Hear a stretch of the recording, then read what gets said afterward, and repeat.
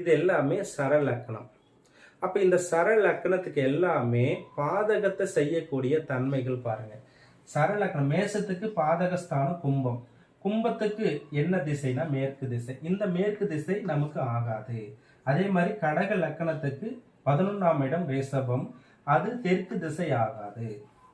துலாம் லக்கணம், துலாம் லக்கணத்துக்கு 11ஆம் இடம் சிம்மம், சிம்மத்துக்கு என்ன திசைனா கிழக்கு திசை, கிழக்கு திசை ஆகாது.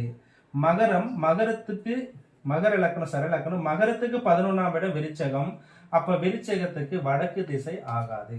அப்ப சரலக்கணத்துக்கு என்னென்ன திசைகள் என்னென்ன ராசியை பொறுத்து இது முழுமையாக தெரிந்து கொண்டு அந்த திசை பகுதியில் நம்ம வாசப்படி வைக்காமல் நல்ல யோகமான திசையை பார்த்து அறிந்து அதற்கு தகுந்தாற்போல் நம் வீட்டை அமைத்தால் நல்ல ஒரு நிலைமை அந்த வீட்டில் நம்ம வசிக்கக்கூடிய தன்மை உருவாகும்.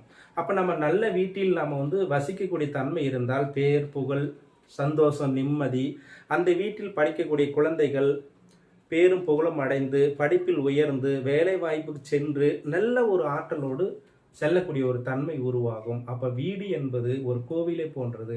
அப்ப அந்த கோவிலை நாம் எவ்வாறு அமைக்க வேண்டும்? குடியிருக்கும் இடமே கோவில் என்று ஏற்கனவே சொல்லியிருக்கிறார்கள். அப்ப அந்த கோவிலை நாம் எவ்வாறு அமைக்க வேண்டும் என்று முதலில் நல்ல ஜாதகரியாக தெளிவாக ஆய்வு செய்து அதன் அடிப்படையில் ஒரு வீட்டை அமைப்பது மிக மிக நல்லது.